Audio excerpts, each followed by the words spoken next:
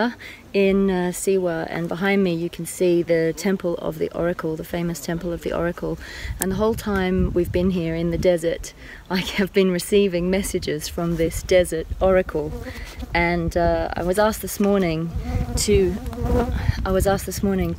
write down a message to actually bring to this place, and I was actually asked to record it, to put on camera, to share it with the wider world, because I think it's quite important for our planet. Here in the Middle East, there are a lot of wars being fought on our planet, and this is a really sacred place. This is the Holy Land. So for me, this message is really important, and the Oracle of the Desert has some really amazing words of wisdom to impart. So rather than kind of tune in and live channel, I'm going to read the message that she brought this morning, and there's also space in this message for you to receive your own personal message from the Oracle. This temple behind me is called Mabet Amun, and it is the Oracle temple. I am the Desert Oracle. Your way ahead is clear. Here, in my enclave, you will find only truth. The deepest truth of your soul. The sands beneath your feet are feminine. The desert is a woman. She is unpredictable, wild, fluid, and free. She makes her own rules. She cannot be tamed. She cannot be fixed. She cannot be conquered. Sweet ones, I urge you to be like the desert. Free yourselves from borders, from towns, from cities, from nations. Let your hearts run free. Come back to the wild. She is the great sand sea, and like the sea, she has the power to engulf. Respect her, and respect yourself as you do her. She can be angry, but her anger unleashed is only in response to her mistreatment. She is Earth, the epitome of Earth, the microcosm of our beloved Mother. She holds the shifting sands of time in her bosom. Once she was the sea. Once she held the ocean. She is the vessel of the oracle, and though the waters here have long since dried, the sands hold the records of the waves which once caressed her surface. I am the desert oracle. Gaze into the pure waters of my earthen vessel.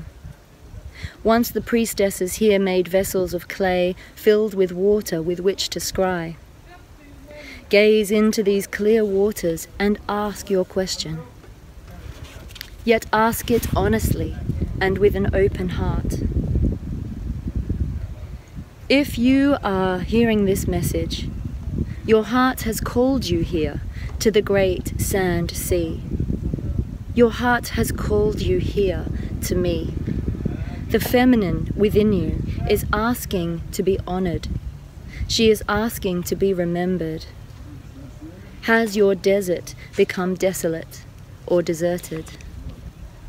Gaze upon her beauty, the wild, open, shifting, fluid music and poetry of her languid dreaminess. Take in her soft curves, her undulating waves, and you will unlock the magic and mystery once again. I am the desert oracle, and I have spoken. Remember the ancient ways. Return to the old days. Awaken, awaken, awaken. The desert has been disrespected. She has become a place of war, a mirror for the battle of the ego and the intuition. Listen to your own inner desert, your inner feminine, your inner truth. What are you ignoring, sweet ones? Ask yourself why wars are fought over the desert lands. Seemingly hostile, dry and infertile places. Might it be that these places hold secrets that certain people wish to keep hidden? These are the Holy Lands after all, and they are the Holy Lands for a reason. The cradle of our civilization. Many walked the path of the mysteries here. Many were initiated into the great truths here. Listen to the desert winds, hearken to her music, awaken to her song. She will call you home. Peace is coming to the desert, but it must begin with you. It begins within your own heart. Quench the desert of your thirst for inner knowing by singing to your own tune, dancing to your own rhythm, leaving your own footprints, choosing your own path, heeding the beat of your own drum. Your heart is your compass, spurring you on and on. Follow this advice, though harm none, and the kingdom for you shall surely come. For it is written, and it is sung, I am the oracle, you are the one. Heed these words, look to the sun, and be reborn, a holy one. It is done. So, as with all channeling, the words are just one part of the message. It is actually in the energy of this place, the energy of the oracle, the gifts of healing that she brings, the desert itself. And so I urge you, once you've finished listening to this message, just to close your eyes and come into your heart space. Imagine you're standing here in the desert with your feet in the sand, the sun blazing on your brow, and allow the light to come into your energy field. Allow yourself to open your heart. Just bring love in.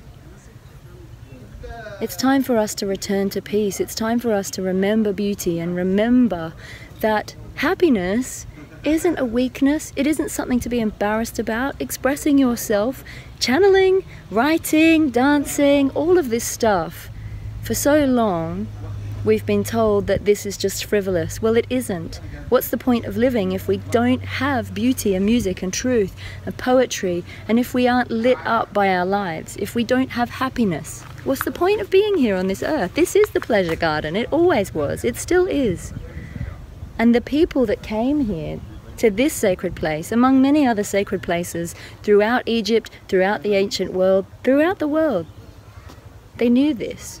They actually came into these temples to awaken to more than just the 3D physical realm. And in this sacred holy place, this place that is in the middle of the Sahara Desert, that is in the middle of nowhere, right near the Siwa oasis, such an incredible energy resides here because it's a pure energy. It's a really beautiful, pure energy. Yesterday we drove out into the desert, into the shifting sands, the sand dunes, and I can see how, first of all, how people can see mirages in the desert because the sands, they look like water. There's like snakes. It was just windy enough for the sand to move like snakes, like ripples of water. And the light that touches the sand was sparkling as though the sun on the ocean. But it was the ocean. It once was the ocean. We found billions-of-year-old seashells, and I found an oyster shell that had turned to stone. It was that old because this used to be the sea. And it's a huge reminder to all of us that life isn't fixed. We can't hold on to anything. So living in this material world is really a bit silly because it all changes. We all die physically. Everything we own, even the phone I'm filming on, will one day break and cease to be. Nothing is permanent. And if we can understand that, and if we can honor that, and if we can be more feminine, because the feminine is fluid, it's changing, it's that we can never really plan. We can have, wishes and wants, but we can't be fixed on them, because if things come along and change us and take us off that path and onto another path, are we going to be unhappy about it? Or are we going to listen to the calling of our soul and understand that the path has changed because it's meant to, because it's probably leading us to something better or to a lesson? And this to me is precious wisdom. Precious wisdom. It isn't just my healing system, it's what I call my healing system, but precious wisdom to me is our own innate, infinite wisdom that we each hold. And precious wisdom, the healing system that I have, is just one tool to help you unlock that, to help you connect with your higher mind, to bring your earthly 3D human being personality into alignment with what your divine self wants, with what your higher self wants.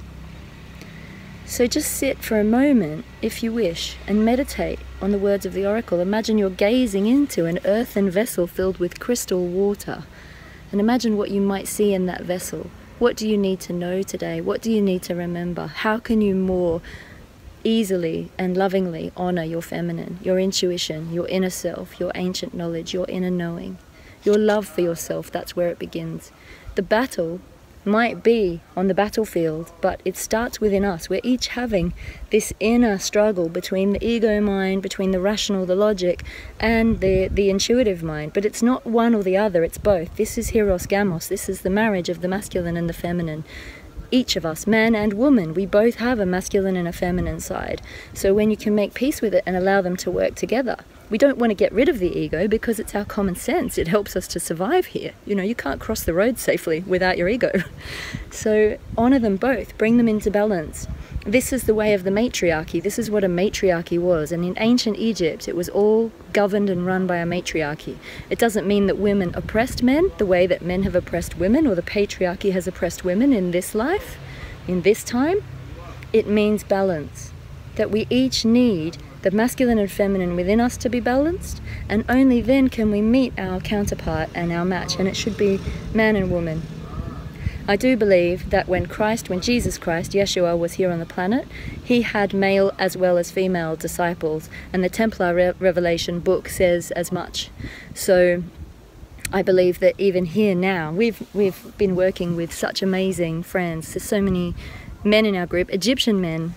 We've brought Western women here on a retreat, and most of the people kind of helping us and organising our trip have been Egyptian men, but such open-hearted, beautiful people who don't think rigidly and in a linear way like we do. They think in a fluid way. They've actually been teaching us more about feminine thinking, and they're the males, so it's all about balance.